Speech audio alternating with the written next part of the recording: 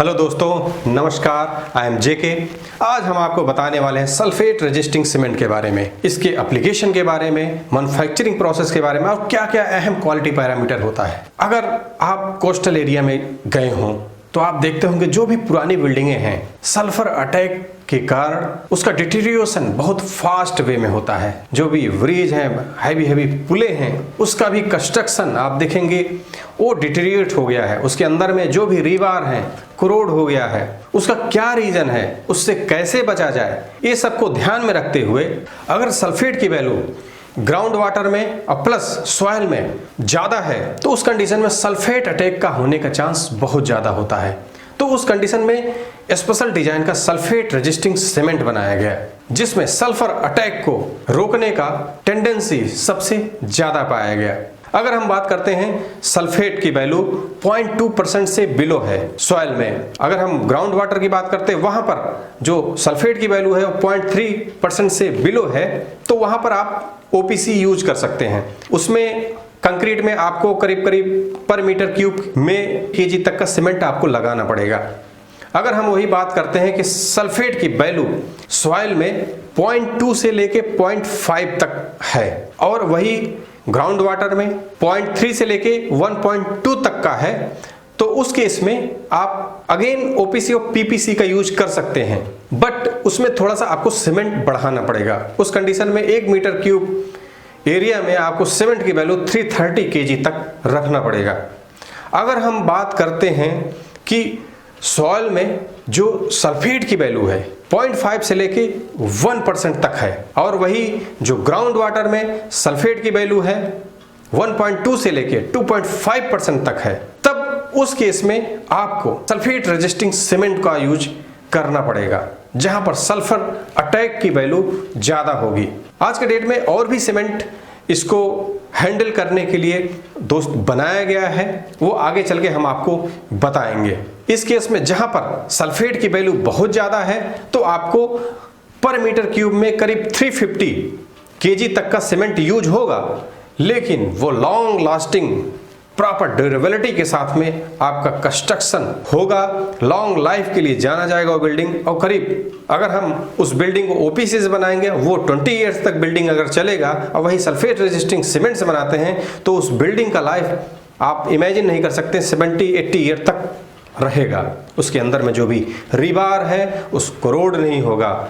जो भी sulphate attack है, कार्बोनेशन है, उससे बचाया जा सकता है। तो हम क्या क्या क्वालिटी पैरामीटर के साथ में सल्फेट रेजिस्टिंग सीमेंट को बनाते हैं, चलिए बताते हैं।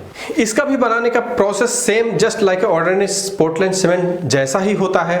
बस ध्यान देने वाली बातें हैं, जो C3A की वैल्यू है उसको बहुत ही मिनिमम रखा जाता है। जैसे कि हीट ऑफ हाइड्रोजन सीमेंट में जितना कम होगा उतना क्रैकिंग फॉर्मेशन नहीं होगा सीमेंट के इनसाइड में। अगर क्रैकिंग फॉर्मेशन नहीं होगा, वाइड्स जनरेट नहीं होगा, तो जो भी सल्फर अटैक है रीबार तक पहुंचने में वो मिनिमाइज हो सकता है। तो इसमें भी हाई ग्रेड लाइमस्टोन का यूज होता है। जो कैल्शियम ऑक्साइड की मात्रा होती है वो करीब करीब 62% तक रखा जाता है और इसके साथ में 3 to 4% तक फ्लक्सिंग एजेंट के रूप में आयरन ओर होता है। उसका प्रॉपर ग्राइंडिंग करते हैं, चाहे वो वर्टिकल रोलर मिल में, चाहे बाल मिल में या प्री ग्राइंडिंग मिल में। उसके बाद में जो फाइन पाउडर है उसको ब्लेंडिंग सेलों में इकट्ठा करते हैं। प्रॉपर होमोजेनाइजेशन के साथ में रॉ मिल को फीड किया जाता है प्री हीटर साइक्लोन में, जहां पर प्रॉपर कैल्सिनेशन प्रोसेस होता है और फिर रॉ मिल जाता है किलन इनसाइड में। वहां पर प्रॉपर बर्निंग होती है 1500 डिग्री सेल्सियस पे और क्लिंकर न्यूट्रिलेशन के फॉर्मेशन में प्राप्त होता है, जहां पर जो क्लिंकर का जो C3S की वैल्यू है वो करीब करीब 48 से लेके 56% के बीच में ही प्राप्त होता है। जो C2S की वैल्यू है वो करीब करीब 12 से लेके 16% तक रहता है और C4AF की वैल्यू करीब करीब 7% के राउंड में रहता है। तो फिर हम क्लिंकर और जिप्सम करीब 3 to 3.5% लेके प्रॉपर उसका ग्राइंडिंग करते हैं बाल मिल में, चाहे वर्टिकल रोलर में या रोल प्रेस में। उसके बाद में जो फाइनल प्रोडक्ट मिलता है वही है sulphate resisting cement. Sulphate resisting cement बनने के बाद में दोस्त इसमें कोई भी सीमेंटिशियस मटेरियल ऐड करना मना है as per the Indian standard norm के हिसाब से। इसमें आप फर्दर कोई भी एडिशन नहीं कर सकते हैं। तो हमने देखा कि इसमें क्लिंकर 96.5% और जिप्सम करीब 3 to 3.5% के साथ में प्रॉपर मिक्सिंग करके ग्राइंडिंग करते हैं और हमको सल्फेट रेजिस्टिंग सीमेंट मिला। अगर हम बात करते हैं कंप्रेसिव स्ट्रेंथ का, इंडियन स्टैंडर्ड के हिसाब से जो 3 डेज का कंप्रेसिव स्ट्रेंथ है सल्फेट रेजिस्टिंग सीमेंट का वो करीब 10 MPa तक होता है और 7 डेज में वही कंप्रेसिव स्ट्रेंथ 16 MPa तक प्राप्त होता है। अगर हम 28 डेज की बात करते हैं तो सल्फेट रेजिस्टिंग सीमेंट का जो कंप्रेसिव स्ट्रेंथ है वो 33 तक होना चाहिए मिनिमम।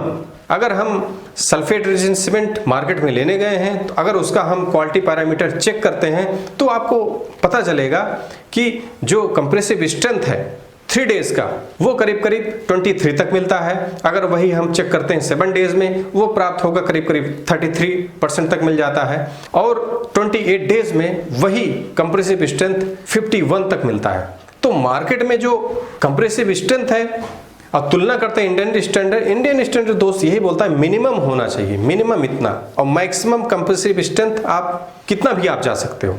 अगर हम बात करते हैं क्वालिटी पैरामीटर का तो जो C3A है कि वैल्यू 5% से ज्यादा नहीं होना चाहिए, उसके नीचे ही हो। उसको निकालने का फार्मूला भी आप देख सकते हैं। इस फार्मूले में एल्युमिनियम ऑक्साइड और आयरन ऑक्साइड की वैल्यू को रख के आप C3A की वैल्यू काउंट कर सकते हो। अगर हम बात करते हैं इनसॉल्युबल रेसिड्यू 4% से ज्यादा नहीं होना चाहिए सीमेंट के इनसाइड में। अगर हम मैग्नीशियम ऑक्साइड की बात करते हैं मैग्नीशिया वो 6% से ज्यादा नहीं होना। अगर 6% से ज्यादा है तो क्रैकिंग फॉर्मेशन फर्दर सीमेंट में हो सकते हैं। सबसे अहम होता है C4AF tetra calcium aluminoferrite plus 2 C3A means tri calcium aluminate. इनका सम 25% से ज्यादा नहीं होना चाहिए। ये सबसे अहम होता है सल्फेट रेजिस्टिंग सीमेंट में। ये जनरली पूछा भी जाता है कि जो एडिशन होता है C4AF प्लस ट्वाइस C3A का वो मैक्सिमम कितना पाया जाता है, मैक्सिमम 25 से ज्यादा नहीं होना चाहिए। अगर हम बात करते हैं लाइम सैचुरेशन फैक्टर की, इसमें भी करीब 0.6 से लेके 1 तक लाइम सैचुरेशन फैक्टर होता है और नॉर्मली अगर हम चेक करते हैं तो LSF की वैल्यू करीब 0.9-0.92 तक मेंटेन किया जाता है सल्फेट रेजिस्टिंग सीमेंट में। अगर हम बात करते हैं सल्फर कंटेंट की तो इसमें 2.5% से ज़्यादा नहीं होना चाहिए। लॉस ऑफ इग्निशन 5% से ज़्यादा नहीं होना चाहिए। ये बताता है कि ऐसा तो नहीं कि अगर कोई भी अल्टरेशन है सीमेंट की क्वालिटी में, कोई भी वेरिएशन है तो लॉस ऑफ इग्निशन से आपका पता चल जाएगा।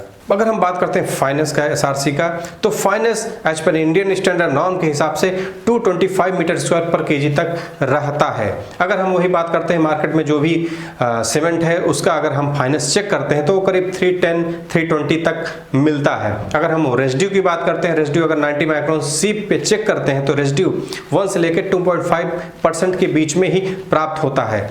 अगर वही बात करते हैं 45 माइक्रोन सीप पे तो वो 15% से बिलो ही रहता है। Initial setting time Indian standard बोलता है कि 30 मिनट मिनिमम होना चाहिए, इससे कम नहीं होना चाहिए। तो जो टारगेटेड वैल्यू हो वो करीब 130 से लेकर 170 तक मिलता है।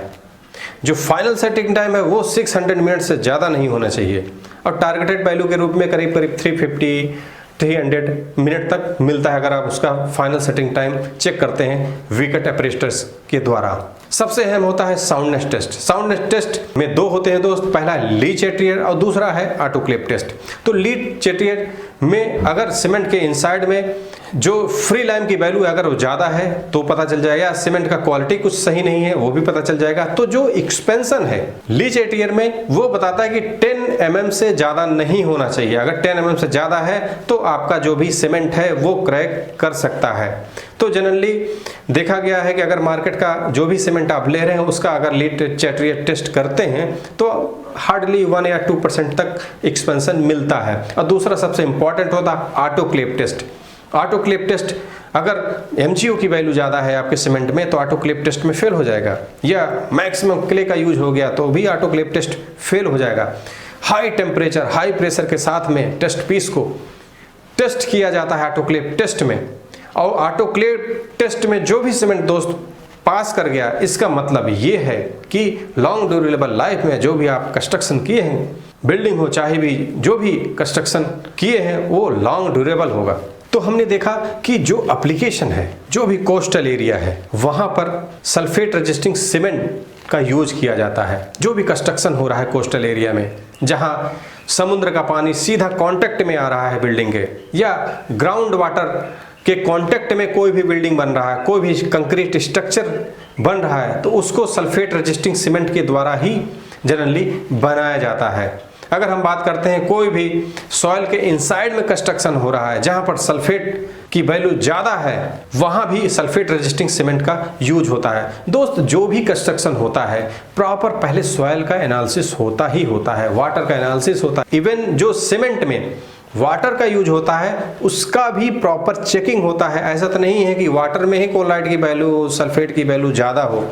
अगर वैल्यू ज़्यादा हो गई, कोलाइड की वैल्यू वाटर में ही आपके ज़्यादा है, तो वो फर्दर हार्मफुल होगा, कोरोजन क्रिएट करेगा। जो भी रिबार आप लगाएंगे वो कोरोड होगा, फिर आपको स्पेशल डिजाइन रिबार में जाना पड़ेगा, फाइबर रिइंफोर्समेंट रिबार में जाना पड़ेगा, रिबार का प्रॉपर इंसुलेशन करना पड़ेगा। तो ये सबसे अवॉइड करने के लिए आप प्रॉपर सीमेंट का यूज कीजिए और बेहतरीन कंस्ट्रक्शन बनाइए। तो दोस्त, आशा करते हैं आज आपको पता चल गया सल्फेट रेजिस्टिंग सीमेंट होता क्या है। स्पेशल डिजाइन, स्पेशल रिकमेंडेशन पे ही सल्फेट रेजिस्टिंग सीमेंट बनाया जाता है इंडस्ट्रियों द्वारा।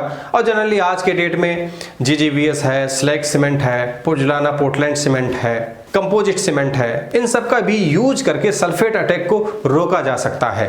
तो दोस्त, अगर हमारा वीडियो आज आपको पसंद आया हो, लाइक और शेयर जरूर कीजिएगा। अगर हमारे यूट्यूब चैनल पर नए हैं, सब्सक्राइब करना ना भूलें, बेल आइकन को जरूर हिट कीजिएगा, जिससे आपको लेटेस्ट अपडेट नोटिफिकेशन मिलता रहेगा, हमारा मोटिवेशन बढ़ता रहेगा वीडियो देखने के लिए।